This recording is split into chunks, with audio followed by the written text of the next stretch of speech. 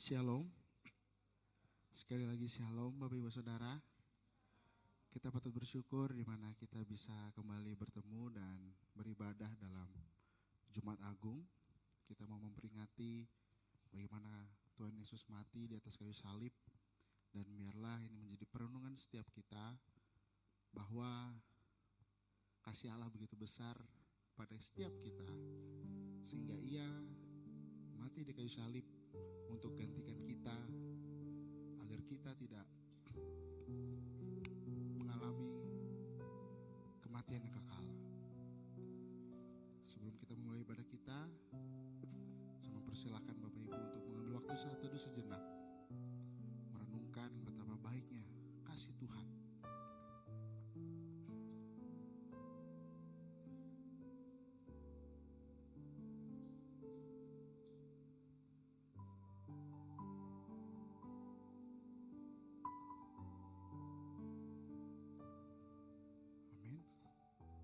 Saya mengajak Bapak Ibu Saudara untuk berdiri. Kita akan mengakui pengakuan iman rasuli kita bersama-sama dengan berkata, "Aku percaya kepada Allah, Bapa yang Maha Kuasa, Pencipta langit dan bumi, dan kepada Yesus Kristus, Anaknya yang tunggal Tuhan kita, yang dikandung daripada Roh Kudus, lahir dari anak darah Maria, yang menderita di bawah pemerintahan Pontius Pilatus, disalibkan, mati dan dikuburkan, turun ke dalam kerajaan maut, pada hari yang ketiga bangkit pula dari antara orang mati, naik ke sorga, duduk di sebelah kanan Allah, Bapa yang Maha Kuasa, dan akan datang dari sana untuk menghakimi orang yang hidup dan yang mati. Aku percaya kepada Roh Kudus, gereja yang kudus dan am, persekutuan orang kudus, pengampunan dosa, kebangkitan orang mati, dan hidup yang kekal. Amin. Doa pembukaan saya minta dengan kasih Ibu Pendeta Agustina Tebun.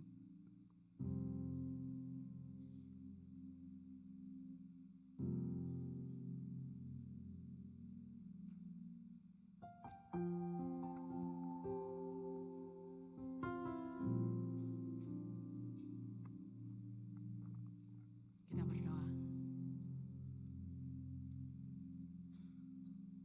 Bapa kami yang ada dalam kerajaan surga, Bapa yang kami sembah di dalam nama Tuhan kami Yesus Kristus. Pada saat ini ya Bapa, kami ada di tempat ini.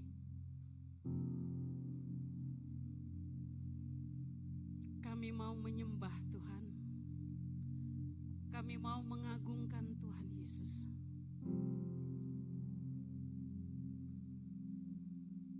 Kami mau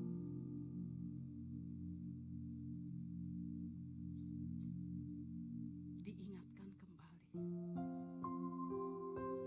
akan kasih Tuhan yang luar biasa, yang Tuhan nyatakan melalui pengorbanan Tuhan di atas kayu salib. Terima kasih Tuhan Yesus untuk keselamatan yang Tuhan anugerahkan buat setiap pribadi kami. Sampai pada saat ini ya Bapa, kami boleh ada oleh karena anugerah Tuhan, oleh karena kasih Tuhan yang selalu nyata di dalam kehidupan kami. Bapa, terima kasih, terpujilah nama-Mu. Kami mau menyembah Tuhan. Kami mau mengagungkan Tuhan Yesus. Terima kasih Bapa, terpujilah nama-Mu. Ingatkan setiap pribadi kami ya Bapa. Ketika kami ada di tempat ini, kami tidak hanya sekedar datang, tetapi kami sungguh-sungguh diingatkan, sungguh-sungguh merasakan kasih Tuhan yang Tuhan nyatakan melalui pengorbanan Tuhan di atas kayu salib. Bapa, terima kasih. Tanpa pengorbanan Tuhan, tanpa kasih Tuhan yang Tuhan nyatakan, kami tidak ada pada saat ini ya Tuhan. Kami tidak bisa menyembah Tuhan. Kami boleh ada di tempat ini menyembah Tuhan oleh anugerah-Mu. Bapa, terima kasih, terpujilah nama-Mu ya Tuhan. Tuhan melihat hati setiap pribadi kami. Kami mohon Tuhan mengampuni Kami mohon Tuhan menyucikan hati kami. Kami mohon Tuhan melayakkan kami menyembah Tuhan, mengagungkan Tuhan Yesus pada saat ini. Setiap jemaat Tuhan yang mengambil bagian, melaksanakan pelayanan pada pagi hari ini ya Bapa, Tuhan memberkati mereka. Tuhan pakai mereka dengan luar biasa untuk mengagungkan Tuhan Yesus, untuk memuliakan Tuhan Yesus. Menjadi berkat bagi setiap pribadi kami yang ada menyembah Tuhan, baik yang ada di tempat ini maupun yang mengikuti ibadah di tempat masing-masing melalui live streaming. Bapa terima kasih, terpujilah nama-Mu. Hamba-Mu yang akan menyampaikan kebenaran firman Tuhan, kami mohon urapan-Mu ya Bapa. Bapa terima kasih, terpujilah nama-Mu. Arahkan hati kami, arahkan pikiran kami hanya untuk mengagungkan Tuhan Yesus. Terima kasih Bapa di surga, terpujilah nama-Mu. Kami serahkan ibadah kami dari awal hingga selesainya hanya di dalam nama Allah Bapa dan Anak dan Roh Kudus. Setiap yang siap menyembah Tuhan, mari kita sama-sama katakan amin.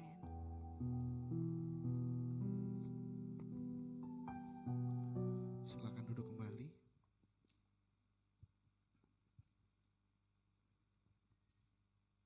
Baik Bapak Ibu Saudara, kita akan angkat pujian kita yang berjudul Above All.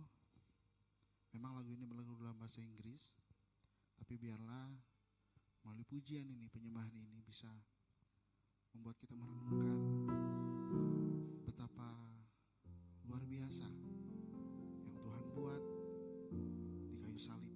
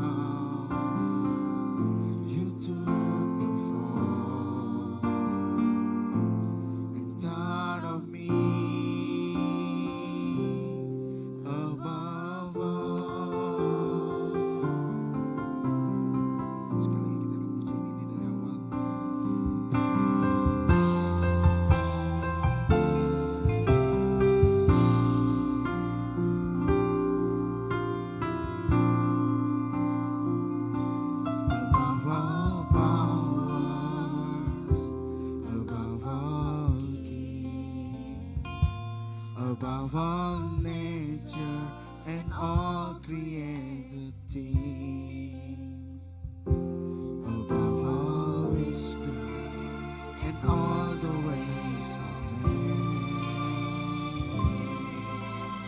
you were here before the world began.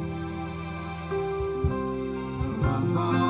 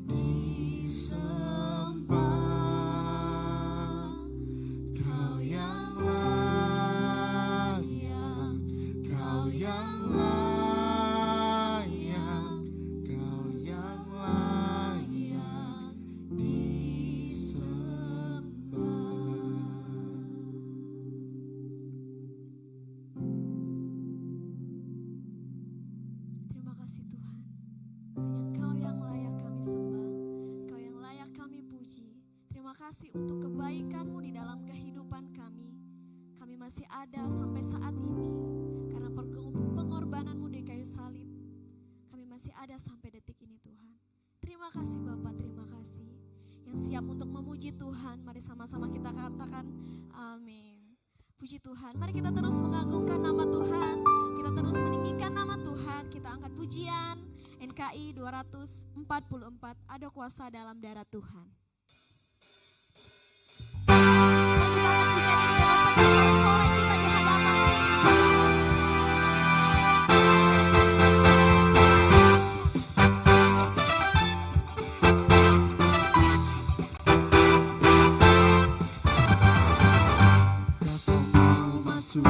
Kebebasan ada kuasanya, darah Tuhan. Jika kau beranjak disucikan, darah ada kuasa heran. Ada kuasa, kuasanya Yesus hilangkan dosaku. Ada kuasa, kuasa Tuhan hilangkan segala dosa.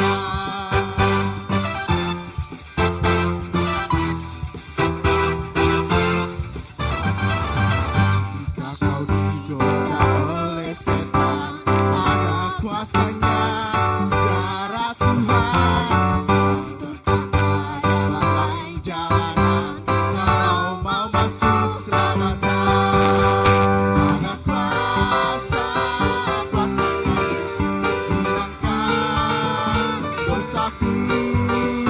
Ada kuasa, kuasa Tuhan hilangkan segala dosa.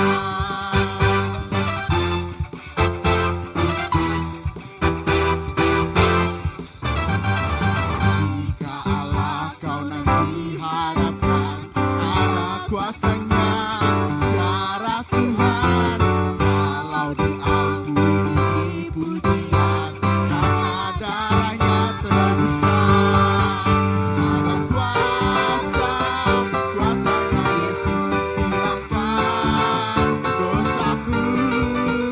Ada kuasa, kuasa Tuhan hilangkan segala dosa. Ada kuasa, kuasanya Yesus hilangkan dosaku. Ada kuasa, kuasa Tuhan hilangkan segala dosa. Hilangkan segala dosa. Hilangkan segala dosa.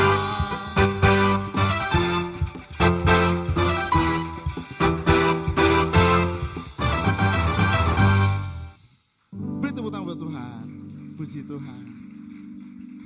Saya ingin melihat Bapak Ibu Saudara-saudari sangat bersemangat untuk pujian yang kali ini. Karena dari tadi buku NKI tadi, Tuhan begitu baik sebab Tuhan menghilangkan dosa kita dengan darahnya. Mari sama-sama kita angkat pujian ini. Dia sungguh baik.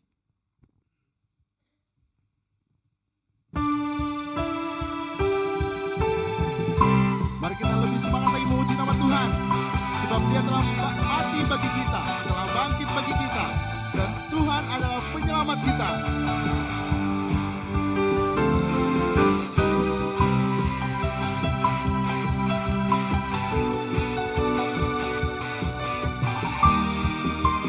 Sama-sama kita katakan, Dia mati bagiku, Dia bangkit bagiku, Tuhan. Amin. Allah penyelamat, kuasa maut dipatahkan, hidupku dipulihkan, Tuhan. Allah kemenangan. Dia sungguh baik, Dia sungguh baik, Dia sangat baik. Yesus, Dia baik bagiku. Dia sungguh baik,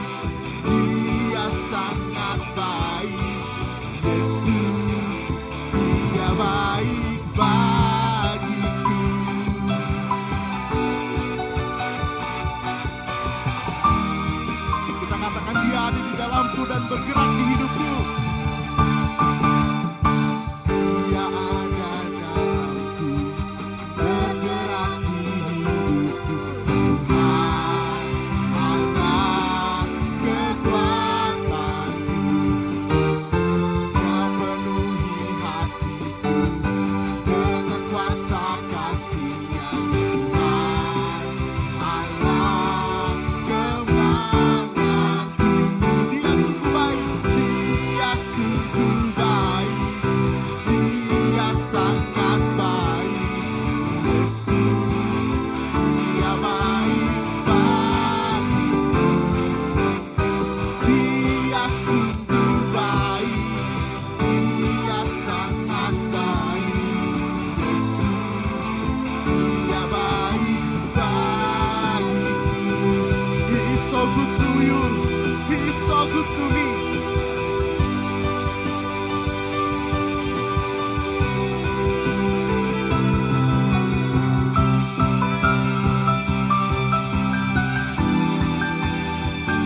Lebih bersukacita lagi kita akan pujian ini Bapak Ibu Saudara. Berkatakan He is so good to you.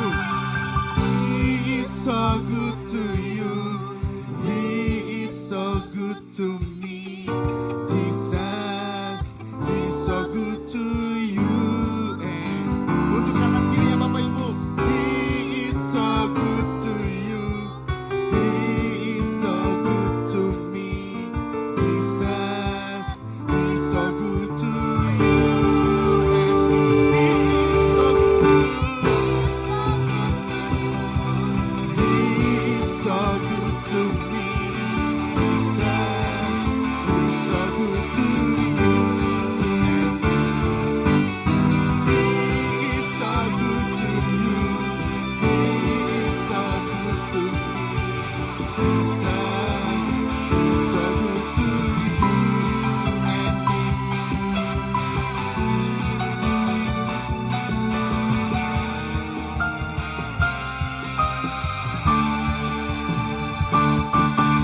Beri tepuk tangan buat Tuhan. Puji nama Tuhan.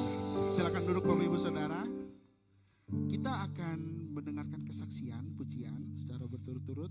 Yang pertama dari paduan suara jemaat, lalu yang kedua dari trio. Waktu dan tempat saya persilahkan.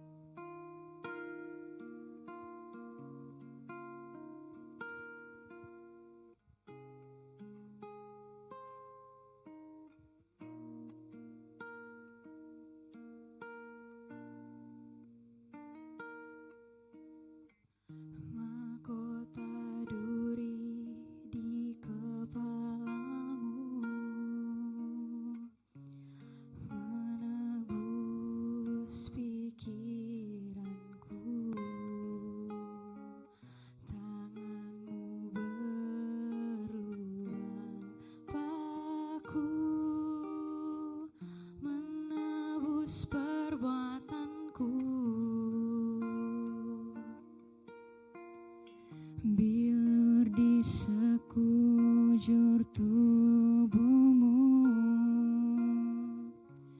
menyembuhkan sakitku. Tombak menusuk lambungmu, mentahirkan hatiku. Begitu besar kasih-Mu padaku, hingga Kau pilih jalan salib-Mu, pengorbanan-Mu, selamatkan hidupku. Terima kasih untuk salib-Mu.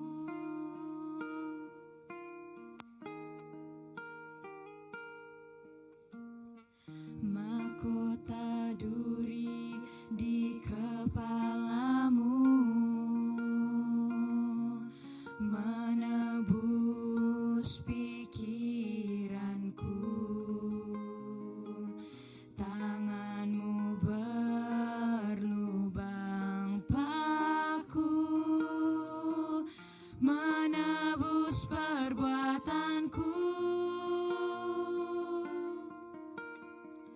Bilur di sekujur tubuh-Mu, menyembuhkan sakitku. Tombak menusuk lambungmu, mentahirkan hatiku. Begitu besar kasih-Mu padaku, hingga Kau pilih jalan salib-Mu, pengorbanan-Mu, selamatkan hidupku. Terima kasih untuk salib-Mu. Begitu besar kasih-Mu padaku, hingga Kau pilih jalan salib-Mu, pengorbanan-Mu, selamatkan hidupku. Terima kasih untuk salib-Mu. Begitu besar kasih-Mu padaku, hingga Kau pilih jalan salib-Mu, pengorbanan-Mu, selamatkan hidupku. Terima kasih untuk salib-Mu.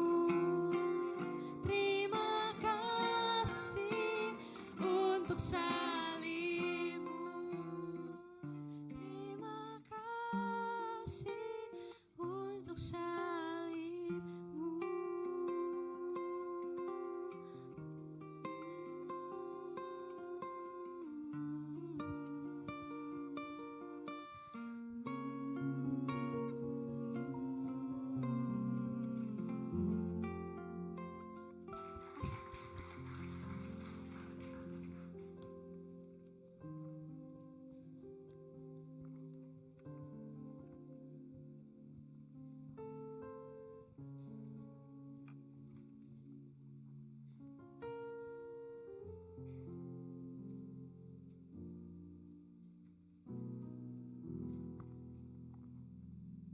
Ya, puji nama Tuhan, kita telah mendengarkan kesaksian tadi, dan kita akan mempersiapkan hati dan pikiran kita untuk dilawat oleh kebenaran firman Tuhan, dan kita akan angkat pujian seperti yang Kau ingini. Bukan dengan barang fana Tuhan membayar dosa kita, bukan dengan emas dan perak Tuhan menebus hidup kita, tetapi dengan darah-Nya,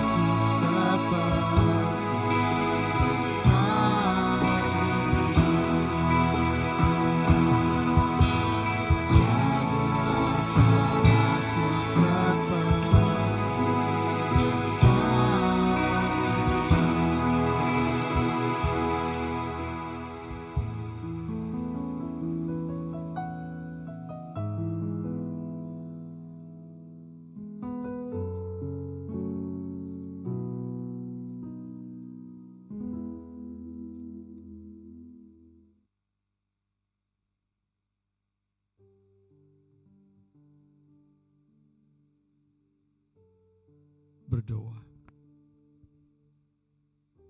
Ya Tuhan, terpujilah akan nama-Mu. Kami siap untuk firman-Mu saat ini. Berfirmanlah kepada kami ya Tuhan. Roh Kudus, Engkau yang mempunyai firman ini, yang mengilhamkan ini, kiranya mengajarkan kami dan mendidik kami untuk mengetahui kebenaran yang diinginkan oleh Allah bagi kehidupan kami. Terima kasih karena Tuhan telah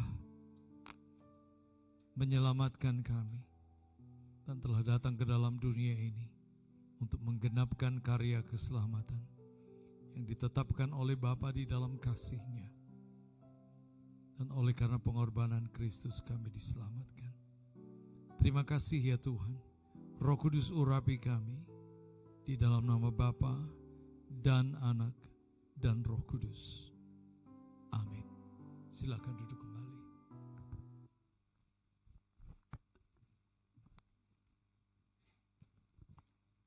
Shalom.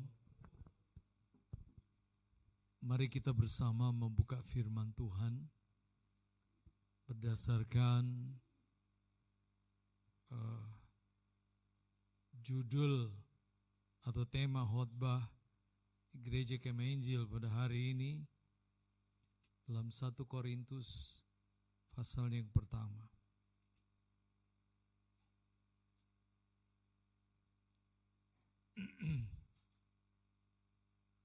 Ayat yang ke-18.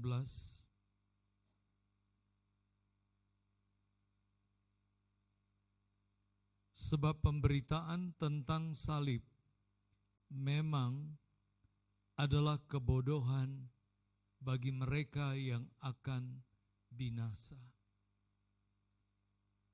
Tetapi bagi kita yang diselamatkan, pemberitaan itu adalah kekuatan Allah.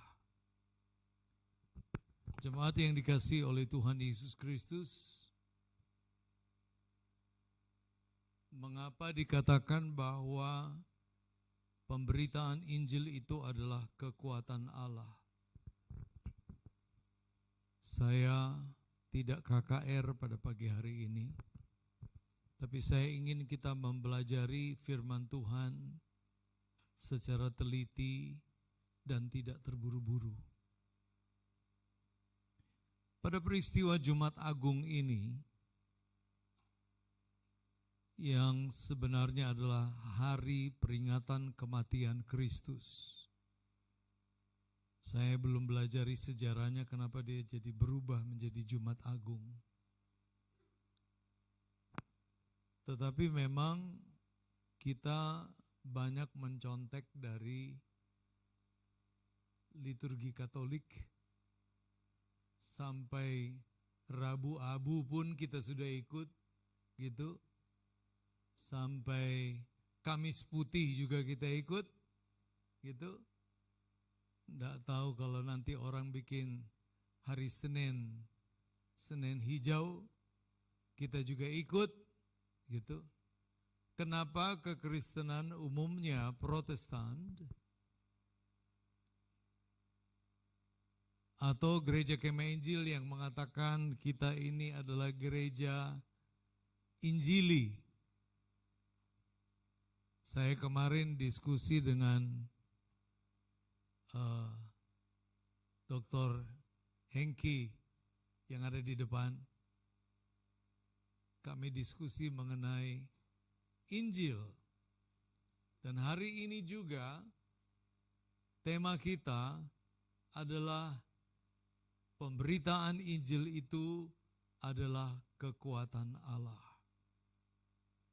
Saya mau kita sekalian mengetahui isi dari pemberitaan Injil itu hanya satu. Pengampunan, keselamatan di dalam Yesus Kristus. Dan pengampunan dan keselamatan yang ada di dalam Kristus itu hanya ada pada Yesus. Nggak ada pada yang lain. Tidak ada pada perbuatan baik, tidak ada pada amal, dan lain sebagainya. keselamatan itu hanya di dalam Yesus Kristus, karena firman Tuhan berkata, tidak ada nama lain yang olehnya manusia kamu diselamatkan kecuali di dalam nama Yesus Kristus. Berarti kalau Kemah Injil adalah gereja Injili, dan Injil itu adalah kekuatan Allah, maka apa sebenarnya Injil itu? Kalau Injil itu diidentifikasi sebagai kekuatan Allah, so I believe that Injil is God Himself. Sama dengan love, bukan love, love. Allah itu kasih. Love is, saya pakai bahasa Alor sih kita, Palani ya, pinjam izin pakai bahasa Alor. Love is God Himself, adalah diri Allah sendiri. Sebab segala hal yang berkaitan dengan love itu related dengan God. Berhubungan erat dengan Tuhan. Kita tidak bisa explanation, kita tidak bisa menjelaskan love without God. Dan kita tidak bisa menjelaskan Allah terlepas daripada karakteristik atau eksistensi Allah di dalam kasih. Dia adalah kasih. Itulah sebabnya setiap kali kita bicara kasih, kita berbicara tentang Allah. Semua hakikat kasih itu memberikan gambaran. Sampai ada kasih tahu, kasih makan, kasih salam, kasih uang, kasih minum, kasih jalan, dan semua kasih-kasih yang lain. Itu punya satu sifat adalah memberi, mendahului. Dan itu adalah refleksi daripada kasih Allah. Sifat Allah, diri Allah sendiri, di mana Dia tidak memperhitungkan dirinya, tetapi Dia memberi bagi kita. Jadi setiap kali kita berbicara tentang Injil yang adalah pemberitaan, Injil yang adalah kekuatan Allah, kita sedang menceritakan tentang Kristus. Kita sedang menceritakan tentang Allah. Karena oleh nama itulah manusia diselamatkan. Manusia tidak diselamatkan karena Injil berganda, 4 berganda. Manusia diselamatkan karena esensi daripada Injil 4 berganda itu, atau pemberitaan doktrin Kemah Injil, saudara ya. Ini Injil 4 berganda di depan saya. Kristus, salib, juru selamat, pengudus, tabib, dan raja yang akan datang. Itu artinya. Logo ini. Cuma ada yang protes kita oleh karena kita pakai bola dunia. Sebenarnya logo ini di situ ada bundaran tulisan R. Jadi itu dia registered ya. Itu hak paten daripada kelompok yang menggunakan ini. Tetapi karena saya merasa memiliki yang di tengah, saya pakai aja. Ya. Mereka pun tidak akan marah. Kalaupun mereka marah, kita buat heboh. Tidak jadi masalah. Gereja Kemah Injil memilih logo itu untuk menjelaskan kepada dunia bahwa Kristus adalah juru selamat. Dia menguduskan kita, Dia menguduskan saudara dan saya, mengampuni kita dari segala dosa kita. Dan tidak ada istilah menyucikan dosa, sebab Kristus tidak menyucikan dosa. Kristus menyucikan orang-orang yang berdosa. Menyucikan saya dari segala dosa saya. Yang disucikan itu saya, bukan dosa. Dosa bagaimanapun disucikan, tetap saja dosa suci. Betul? Yang dibersihkan adalah baju, yang dibersihkan adalah baju dari kotoran atau kotoran dari baju. Kalau yang dibersihkan adalah kotoran, maka kita akan mendapatkan hasil kotoran yang bersih. Kalau kita membersihkan baju dari kotoran, kita akan mendapatkan baju yang bersih.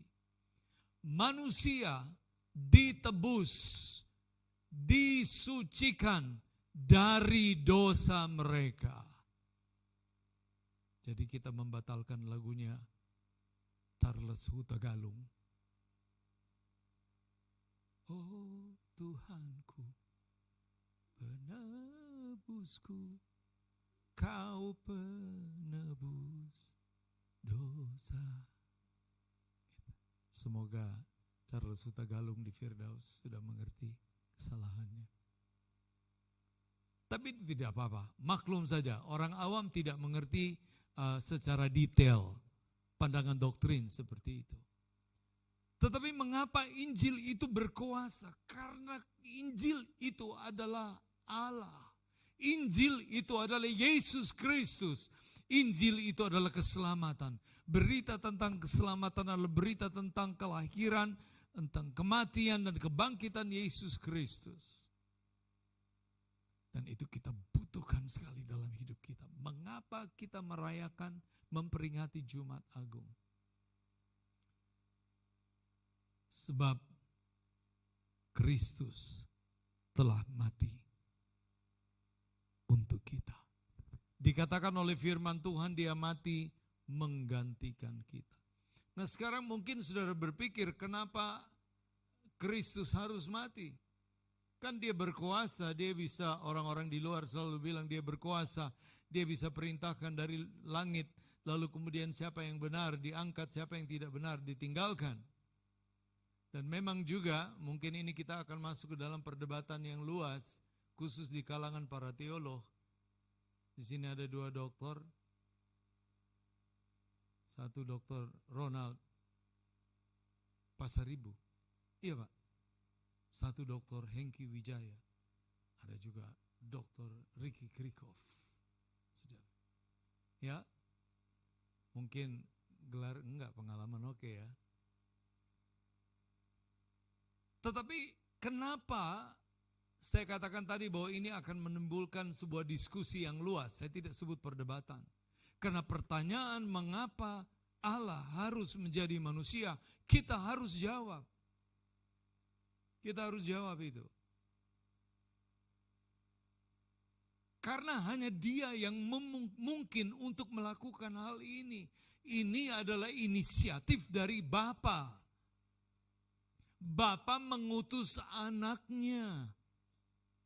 Supaya siapa yang percaya kepada dia tidak binasa, melainkan beroleh hidup yang kekal.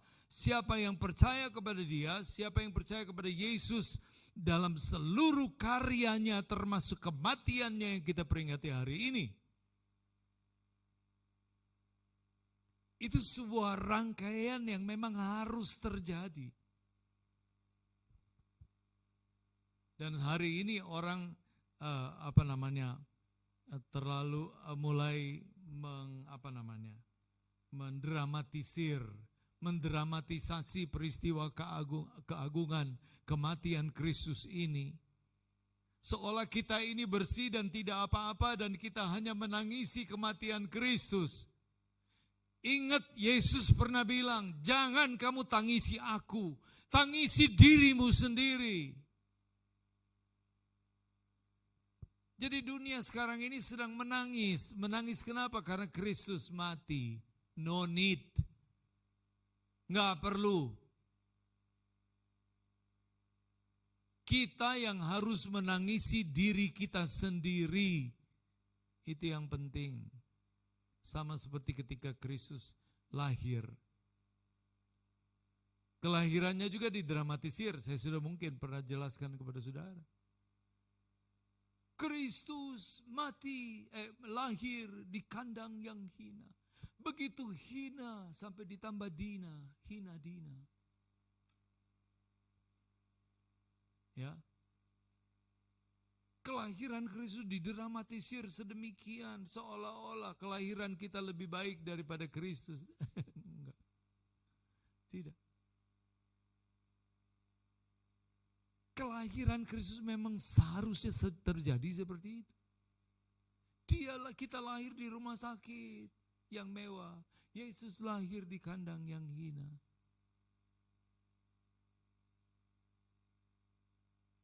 Tidak juga. Kristus lahir di situ, memang dia harus lahir di situ. Kalau Tuhan mau, kalau Bapa mau, Yesus lahir di istana Herodes pun bisa saja. Apa susahnya menggerakkan hati Herodes? Apa susahnya menggerakkan hati orang-orang yang luar biasa untuk menyambut kelahiran Yesus? Tapi kenapa dia lahir di kandang Bethlehem? Di Bethlehem. Di rumah para gembala. Bukan di tempat makan para domba. Dia lahir di tempat memang bayi-bayi yang lahir itu ditaruh di situ. Palungan kotak segini yang dibikin di atas batu pualam. Dibuat lubang di dalamnya, di situ nanti ditaruh jerami untuk menahan dingin. Lalu kemudian ditaruh pengalas-pengalas di situ. Lalu disitulah bayi itu dibaringkan. Maria juga enggak goblok-goblok amat. Mau pergi baringkan dia punya anak bayi yang bersih itu di dalam tempat bekas makanan kambing dan domba. Tidak demikian. Memang Tuhan mau seperti itu. Kenapa dia tidak lahir di sana? Karena Bapa mau dia lahir di antara gembala. Karena dia akan keluar dari situ dan mengatakan, akulah gembala yang baik. Kalau dia lahir di penginapan, dia akan namanya akulah manajer yang resepsionis yang baik. Dia lahir di kandang, sebab itu dia pantas untuk mengatakan akulah gembala yang baik. Dia lahir di rumah gembala. Kalau dia lahir di palungan tempat makanannya para domba, akulah kambing yang baik. Ini harus kita perhatikan. Nah, mengapa Kristus harus mati? Bapa menghendaki demikian. Menjelaskannya ini butuh waktu yang lama, saudara. Tapi saya ingin kita coba lihat, ya. Kita coba lihat bagian firman Tuhan yang mengatakan kepada kita tentang hal tersebut. Ketika Yesus ditangkap, ya. Ketika Yesus ditangkap, kemudian singkat cerita, Petrus mengambil pedang, mungkin sejenis badi, rencong mungkin. Lalu kemudian dia menebas telinga hamba imam besar yang namanya Malkus. Yesus mengambil kuping itu, lalu kemudian menaruhnya kembali di tempatnya. Dan saya percaya bahwa karena dia pencipta, Yesus taruh begini aja presisi pasti. Gitu. Kalau Tuhan Yesus salah taruh, dia taruh di pipi di sini kan. Telinganya nanti pindah ke sini. Tapi dia taruh persis pas di tempatnya. Dan dia berkata kepada Petrus, sarungkan pedangmu itu. Aku tidak menghendaki hal yang demikian. Kenapa kau harus membela aku? Dan di ayat itu dikatakan, bukankah kalau aku hanya mau sekedar membela diriku sendiri, aku dapat berseru kepada Bapa dan dia akan mengirimkan 12 pasukan malaikat untuk menjaga dan membela aku? Untuk apa kau buat itu? Tetapi semua ini harus terjadi supaya genap apa yang telah difirmankan oleh Tuhan. Jadi pengkhianatan Yudas itu pun sebenarnya adalah sesuatu hal, nanti kita bicara lagi saudara. Tetapi semua di dalam rencana Tuhan. Dan saudara, ini penting sekali untuk kita lihat. Nah, saudaraku, waktu Tuhan Yesus ditangkap itu, kita melihat bahwa minggu lalu kita sudah belajar tentang Yudas. Bahwa Yudas itu mengkhianati. Ya, Yudas tidak jual Yesus. Kalau dijual misalnya ini cincin, ini saya punya, saya menjualnya. Gitu. Beda transaksi jual. Jangan hanya karena ada uang 30 keping perak, lalu saudara menerjemahkan itu sebuah transaksi penjualan. Bukan. Tidak ada otoritas Yudas untuk menjual. Dia hanya mendapatkan upah dari pengkhianatannya. Dia hanya mendapatkan upah dari pengkhianatan. Itu sebabnya saya bilang sama jemaat di sini, jangan nyanyi. Itu ada lagu yang jangan jual Yesus. Kalau mau ganti, jangan jual kangkung. Ya. Karena secara teologis itu menurut saya tidak benar. Nah, saudaraku, hal yang ingin saya sampaikan, karena bicara tentang kematian Kristus itu luas sekali, saudara. Ya, saya bisa berkhotbah, bisa berjam-jam di sini, ngomong sampai keluar putih-putih di saya punya pinggir bibir sini mungkin, kalau sudah terlalu banyak ngomong. Saya ingin masuk kepada satu hal yang sangat menarik, yang jarang kita dengar, jarang kita renungkan. Di dalam Lukas 23. Dalam Lukas 23. Ayatnya yang ke-34. Yesus berkata ketika disalib nih ya, ya Bapa, ampunilah mereka, sebab mereka tidak tahu apa yang mereka perbuat. Mereka tidak tahu apa yang mereka perbuat karena di dalam pikiran mereka menganggap bahwa Yesus itu sesat. Yesus mengajarkan sesuatu yang salah. Mereka tidak mengenal Mesias. Nah, sampai hari ini seorang teman saya di Jerusalem, dia mengatakan, kami berdiskusi dan dia berkata, saya katakan, menurut kamu Mesias sudah datang atau belum? Dia bilang belum. Saya bilang, apa buktinya bahwa dia belum datang? Dia bilang, saya juga tidak tahu mau bilang apa. Kenapa kau bilang begitu?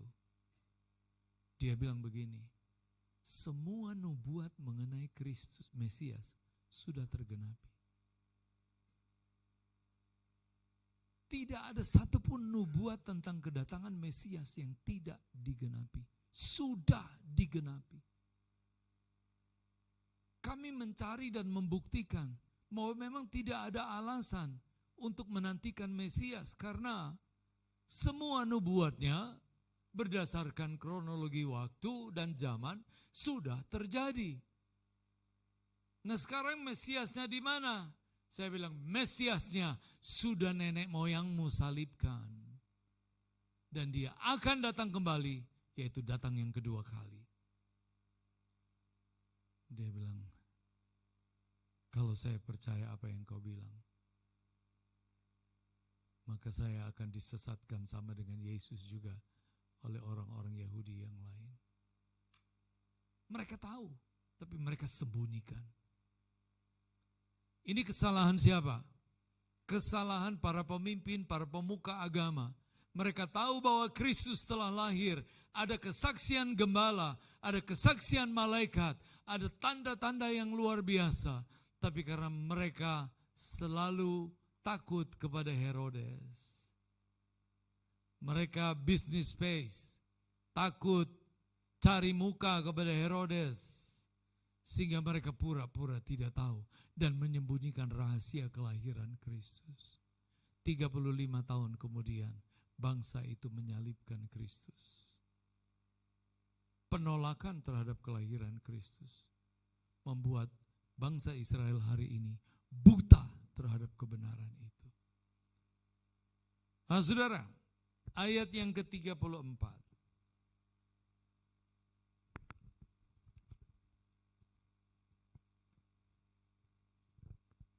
Ayat 33, ketika sampai di tempat yang bernama Tengkorak, mereka menyalibkan Yesus di situ dan juga kedua orang penjahat itu. Saudara, ada penemuan bahwa di dasar Bukit Tengkorak itu mereka menemukan darah, gitu. Tapi menurut saya, saudara jangan terlalu percaya kepada dongeng-dongeng Hans Christian Andersen seperti itu. Karena Alkitab sudah cukup memberikan bukti untuk meyakinkan kita bahwa Kristus telah mati. Karena bisa saja kalau saudara akhirnya tahu bahwa kesaksian-kesaksian tersebut palsu. Termasuk kemarin saya masih berdebat dengan seorang master teologi. Kami berdiskusi tentang kain kafan Kristus. Dan saya dulu diajarkan oleh dosen teologi saya, Reverend Gordon Chapman.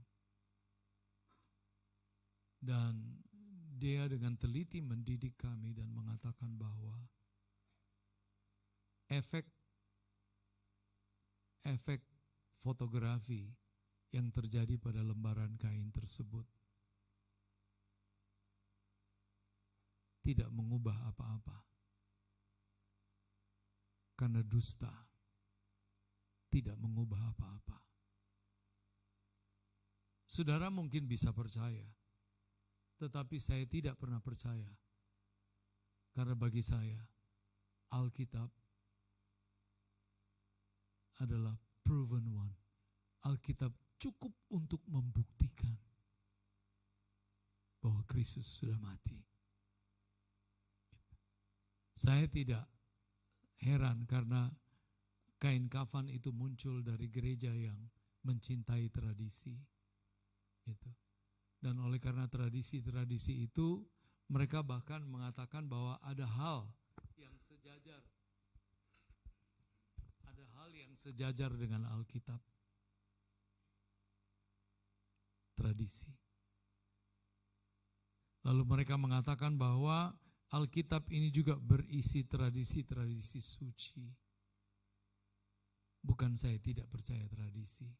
Waktu kita percaya, waktu kita belajar konteks teks firman Tuhan, kita akan juga bertemu dengan banyak tradisi-tradisi, kebiasaan-kebiasaan. Tapi tradisi-tradisi yang dilakukan tersebut sama sekali tidak menjadikan tradisi tersebut sebagai simbol rohani, sebagai dasar teologis bagi kita. Tetap saja apa yang dilakukan oleh Kristus itu lebih tinggi daripada tradisi. Kalau tradisi, kenapa Yesus lakukan? Karena dia lahir sebagai orang Yahudi. Jadi dia melaksanakan hukum, kebiasaan, dan adat istiadat orang Yahudi.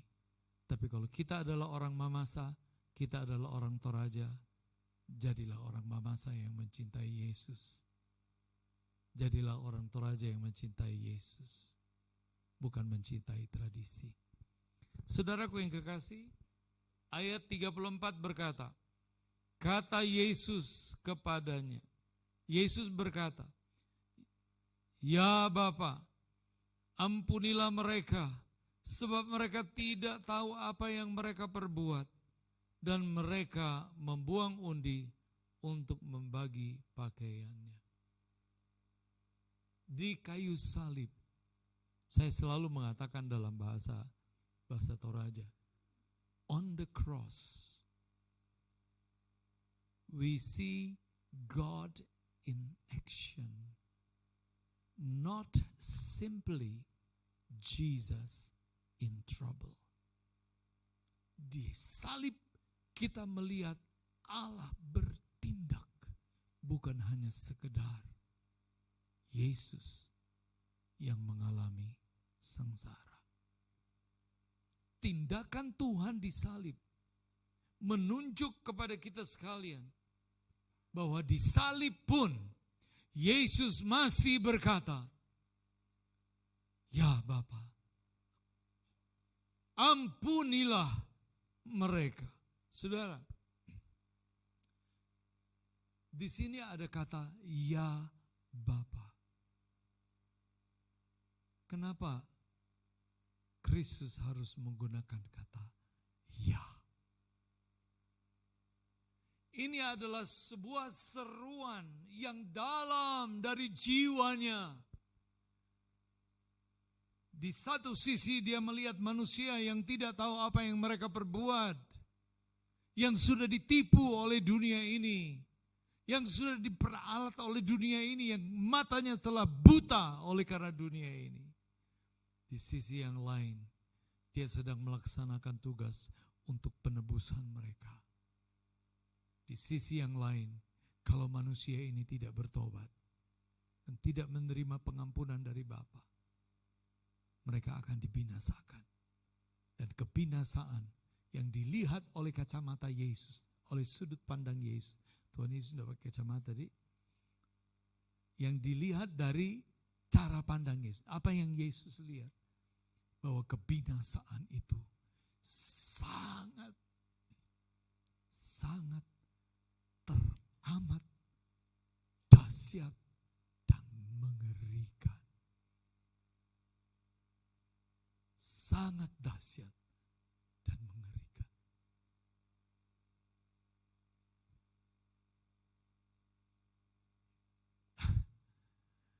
Satu kali pendeta Billy Graham menceritakan tentang neraka.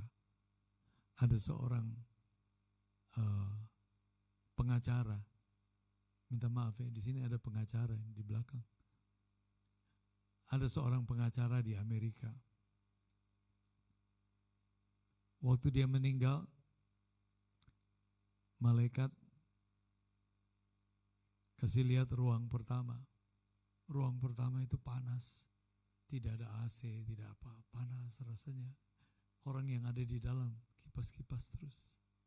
Dia bilang, saya tidak mau di sini. Oke. Dia pergi ke yang kedua. Dia lihat yang kedua kurang lebih sama. Waktu diperlihatkan yang ketiga, dia melihat bahwa yang di ketiga di situ ada seorang wanita cantik, ada kolam renang yang kering, tetapi ada tempat duduk di situ untuk bersantai. Sekalipun sedikit panas, paling tidak menurut pengacara ini ada seseorang di situ. Lalu dia bilang, nah saya ini saja. Karena dia sudah tahu masuk neraka, dia pilih neraka yang ada perempuannya. Dan begitu dia masuk, malaikat berkata, ya perempuan silakan keluar, tugasmu sudah selesai menjaga ruangan itu.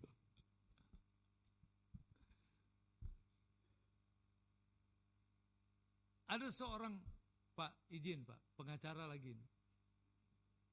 Ada seorang pengacara kondang dari Amerika meninggal. Lalu biasa kalau di apa namanya surga ini dongeng, di surga enggak kayak gitu. Ini cuma joke. Pengacara masuk dan Petrus datang bawa mobil Ferrari. Jadi pengacara ini dikasih mobil Ferrari untuk pergi jalan-jalan di surga katanya. Naiklah dia. Begitu dia lihat, wow. pendeta-pendeta yang lagi kumpul marah. Ada pastor, ada pendeta, ada vikaris, ada evangelis. Mereka marah. Mereka bilang sama Petrus, Om Pet, kenapa kita yang seumur hidup melayani, yang satu cuma dapat Honda Kokang, yang satu dapat Vespa yang tua, itu pengacara, baru masuk surga, sudah dapat Ferrari. Petrus bilang apa? Bapak-bapak, kalau pendeta, surga sudah banyak pendeta. Sudah ribuan pendeta yang ada di surga. Tapi kalau pengacara, baru dia satu-satunya. Artinya apa? Banyak pengacara yang tidak masuk surga. Kecuali Pak Nandar. Nah saudaraku yang kekasih, ampunilah ya Bapa. Ini adalah sebuah seruan. Seruan dalam bahaya. Ya Tuhan, tolong.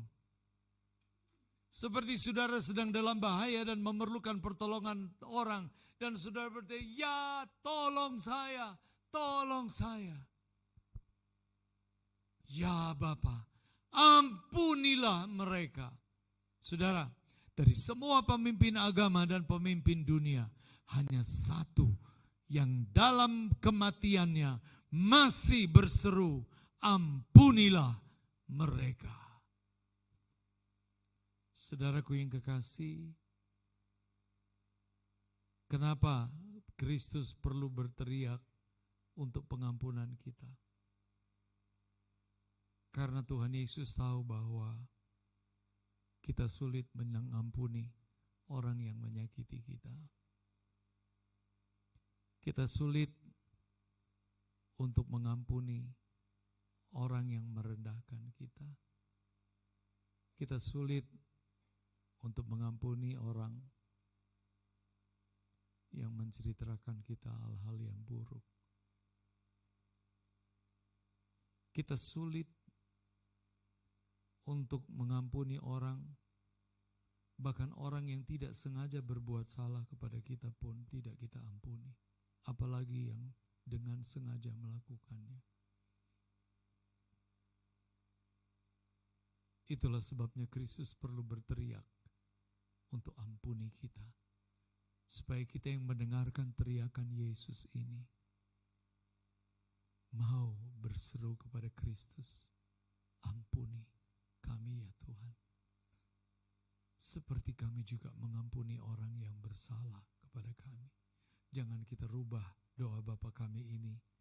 Ya Bapa, ampunilah kami, sekalipun kami tidak bisa mengampuni orang yang bersalah kepada kami. Datanglah kerajaan-Mu, jadilah kehendak-Ku di surga seperti di bumi.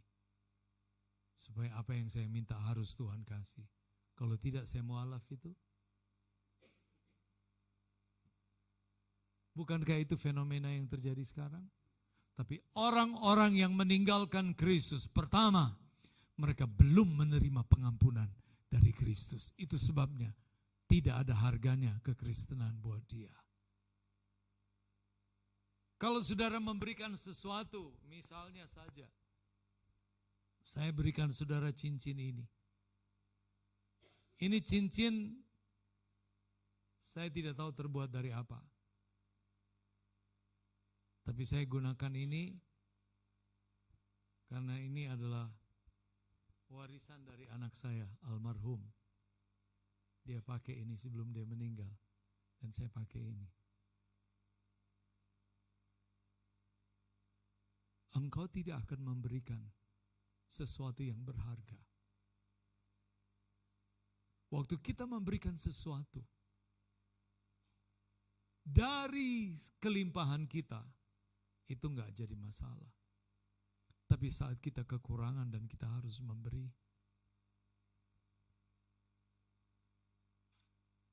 kita harus punya pengorbanan untuk itu. Sesuatu itu berharga dan akan saudara lindungi Kalau itu tidak berharga, saudara akan lepaskan begitu saja dan tidak ada harganya. Tidak ada sakit hati pada saudara. Tidak ada rasa kehilangan pada siapa? Artis-artis itu. Karena apa? Karena memang mereka tidak pernah memiliki keselamatan itu. Yang mereka punya adalah popularitas dan uang. Waktu mereka sudah punya semua, mereka perlu rasa aman dan perlindungan. Dan kalau mereka melihat bahwa kekristenan tidak cukup bisa melindungi dia, dia akan mencari hal yang lain yang bisa membackup dan melindungi dia. Apapun, whatever. Apapun motivasinya. Tapi seseorang harus bertemu dengan Kristus. Harus menerima pengampunan daripada dia. Karena pengampunan itu bukan pilihan. Pengampunan itu adalah perintah. Itu bukan elektif, itu requirement. Gitu. Ya. Pengampunan adalah perintah dan kita harus berusaha untuk bisa melakukannya. Waktu kita selesai mengampuni, bukan berarti kita harus mengulangi lagi. Waktu seorang sudah tipu kita, waktu seorang sudah melakukan hal yang salah, kita ampuni dia. Tapi kita tidak mengulangi kepercayaan untuk memberikan dia kepercayaan yang sama kembali. Supaya dia tidak mengulangi perbuatannya. Kita bersahabat, tapi kelakuanmu yang mengkhianati persahabatan ini, aku ampuni. Kita tetap berteman, tetapi tidak seperti dahulu lagi. Itulah sebabnya pengampunan itu bukan elektif, itu adalah requirement. Itu adalah perintah, itu imperatif. Dan yang berikutnya, pengampunan memiliki sifat yang luar biasa. Waktu kita mengampuni seseorang, ingat baik-baik ini saudara. Waktu kita mengampuni seseorang, kita tidak rugi apa-apa. Justru kita untung besar. Gitu. Kenapa? Kita sudah disalahin, sudah disakitin, lalu kemudian kita mengampuni, lalu dikatakan kita untung. Harusnya kita rugi dong, rugi 2 kali. Tidak, saudara. Untuk orang yang beriman, forgiveness, pengampunan itu bermanfaat untuk memperluas, untuk extending. Ada orang wanita kalau mau rambut panjang, dia extension di sini. Artinya memperpanjang rambutnya. Sehingga ada wanita yang kelihatan dari belakang itu semuanya di sini, di belakang sini di extending. Di-extend semua, jadi dari belakang ini kelihatan besi-besinya, penjepitnya. Sudah tidak ada, ini indahnya. Rasa-rasanya mau begini, harus tarik begini. Ya, gemes saja sih kalau lihat yang kayak begitu. Ya, harus, kalau bisa yang asli lah. Ya, apa-apa. Kalau rambut saya cuma sedikit pendek, gunting kayak Oma Gebi, kan? Kalau perlu bikin cepak. Ya, enggak apa-apa, cantik juga. Bahkan Sinead O'Connor,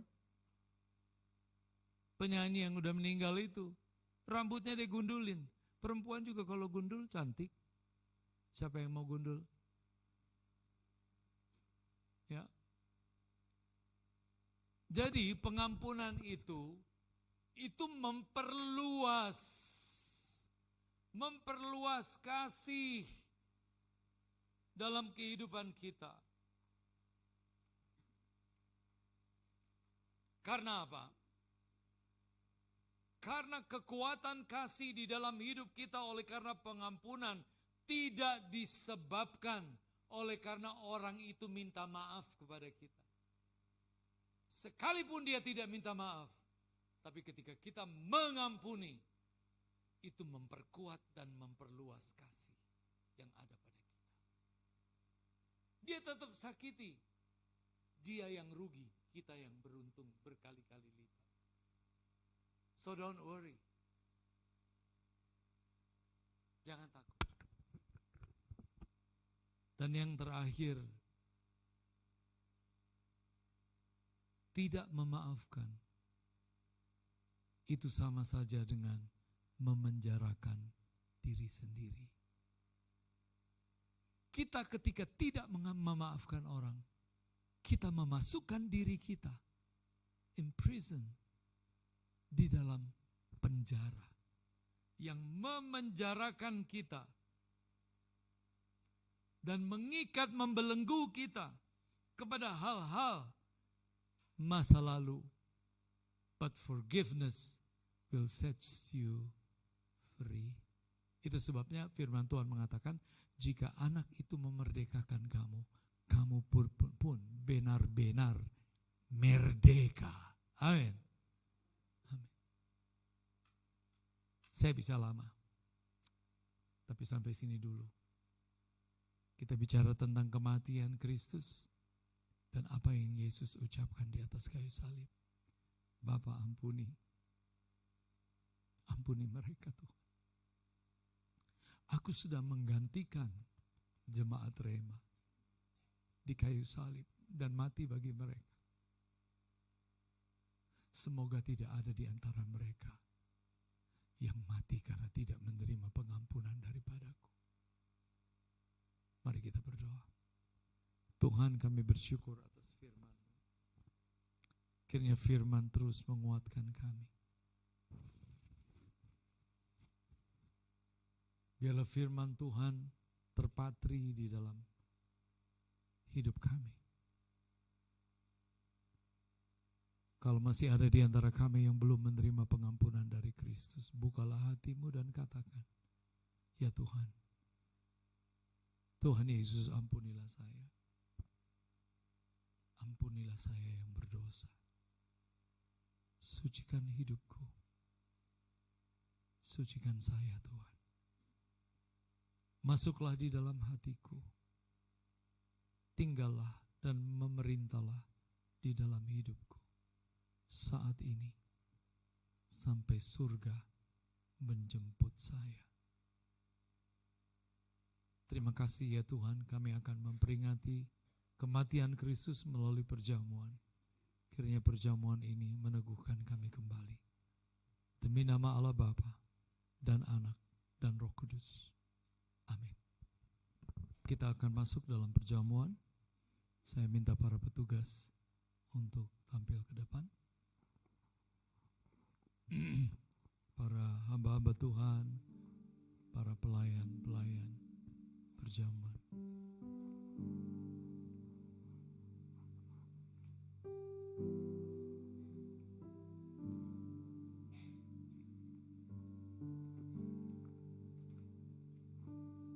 Kita tahu bahwa perjamuan ini menyatakan, melambangkan pengorbanan Kristus, pengorbanan tubuh dan darahnya. Ingat apa yang telah disampaikan dalam firman Tuhan tadi. Biar bukan cuma saudara, tapi semua orang di sekeliling saudara beroleh pengampunan di dalam Kristus. Firman Tuhan berkata, demikianlah pada waktu malam, Yesus mengambil roti, memecah-mecahkannya dan berkata, inilah tubuhku yang dikorbankan bagi kamu. Perbuatlah ini setiap kali kamu memakannya, jadi peringatan akan aku.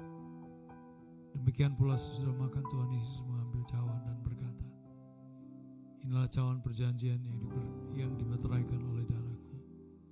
Perbuatlah ini setiap kali kamu meminumnya, menjadi peringatan akan aku. Singers menyanyikan pujian sementara kita mempersiapkan diri.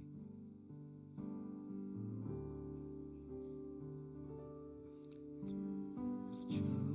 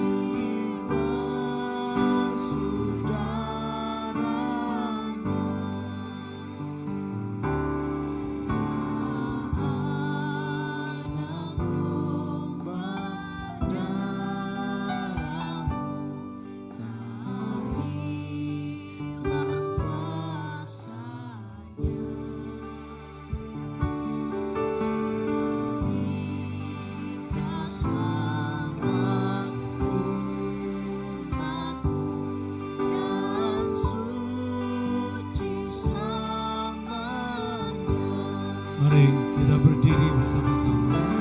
Suci selamanya dan suci selamanya.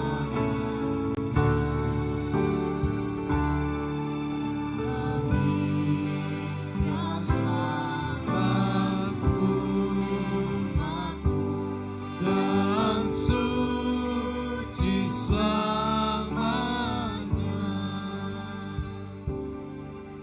Ada yang belum sempat kami layani?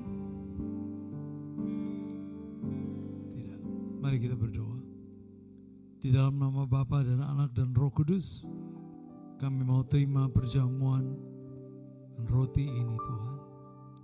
Kiranya ini menjadi semangat dan kekuatan rohani bagi kami yang kami peroleh dari Allah Bapa dan Anak dan Roh Kudus untuk lebih lagi mengasihi Engkau dan hidup berdasarkan firman-Mu.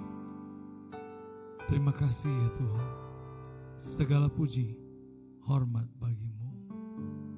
Haleluya.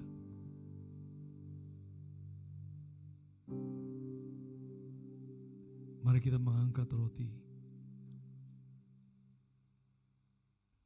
Ya Tuhan Yesus.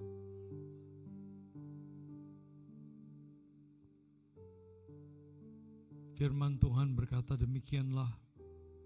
Tuhan Yesus mengambil roti, memecah-mecahkannya dan berkata, inilah tubuhku yang dikorbankan bagi kamu. Perbuatlah ini setiap kali kamu memakannya, menjadi peringatan akan Aku. Di dalam nama Allah Bapa dan Anak dan Roh Kudus, kita terima tubuh Kristus ini bersama-sama. Haleluya.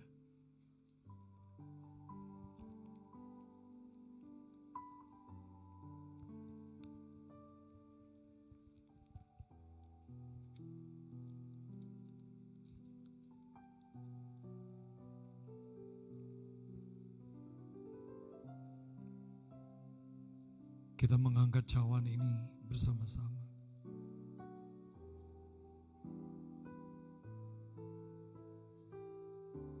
Demikian pula sesudah makan, Tuhan Yesus mengambil cawan dan berkata, inilah cawan perjanjian baru yang dimeteraikan oleh darahku. Perbuatlah ini setiap kali kamu meminumnya menjadi peringatan akan Aku. Demi nama Allah Bapa dan Anak dan Roh Kudus, kita terima darah Kristus ini bersama-sama. Haleluya.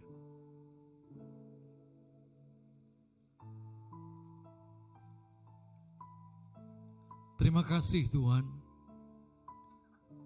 karena tubuh-Mu dan darah-Mu menjadi lambang penyucian dan keselamatan bagi setiap kami. Hari ini kami memperingati saat kematian Kristus untuk menebus kami. Kami berdoa, biar setiap kami saat ini sudah menjadi orang-orang yang ditebus dan memiliki hak untuk masuk dan tinggal di dalam kerajaan surga untuk selama-lamanya. Terima kasih ya Tuhan. Kalau ada yang lemah dan sakit, Tuhan Yesus sembuhkan. Kalau ada di antara kami yang sedang dalam pergumulan, Tuhan Yesus beri kemenangan. Terima kasih ya Tuhan. Apa yang kami rindukan dan serukan kepada Tuhan, biarlah itu terjadi di dalam nama Bapa dan Anak dan Roh Kudus. Amin. Jemaat silakan duduk kembali. Terima kasih untuk hamba-hambanya yang sudah terlibat dalam pelayanan perjamuan ini. Tuhan memberkati.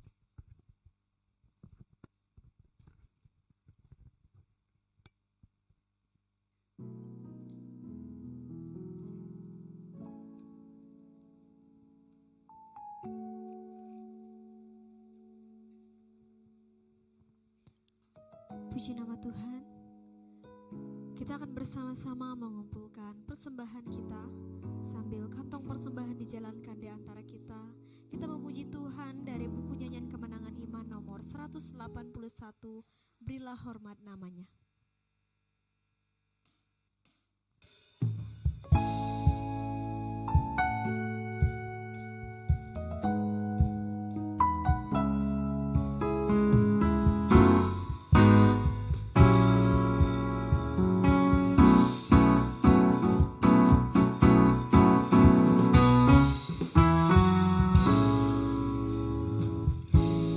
Salibnya Tuhanku, ku telah bertobat kepadamu.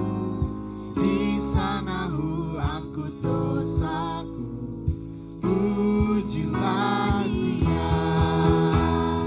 Berilah hormat namanya, berilah hormat namanya. Tuhan disalib dijodohkan, pujilah Dia.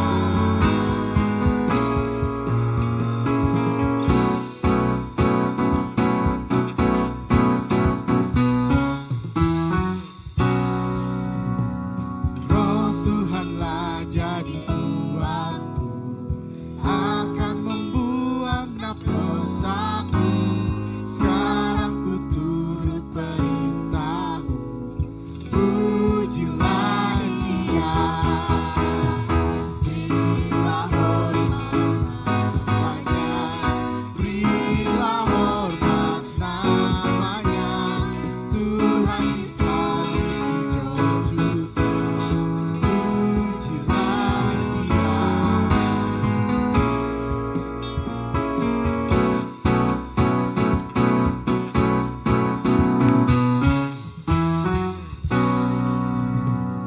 Yesus tempat di gerak hatiku, sekarang ku jadilah anakku. Ku dapatlah semua kasih-Nya, pujilah Dia. Berilah hormat namanya, berilah hormat namanya. Tuhan disalib dijodohkan, pujilah Dia.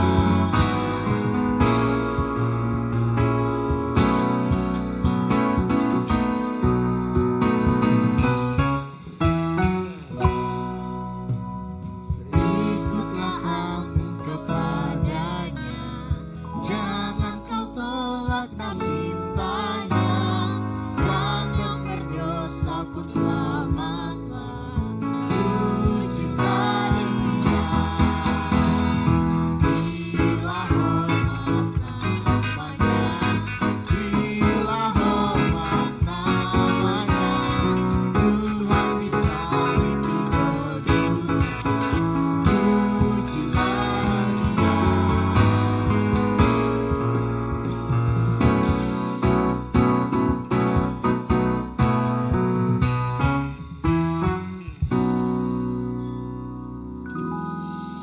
Doa persembahan saya berikan kesempatan untuk Bapak Gembala.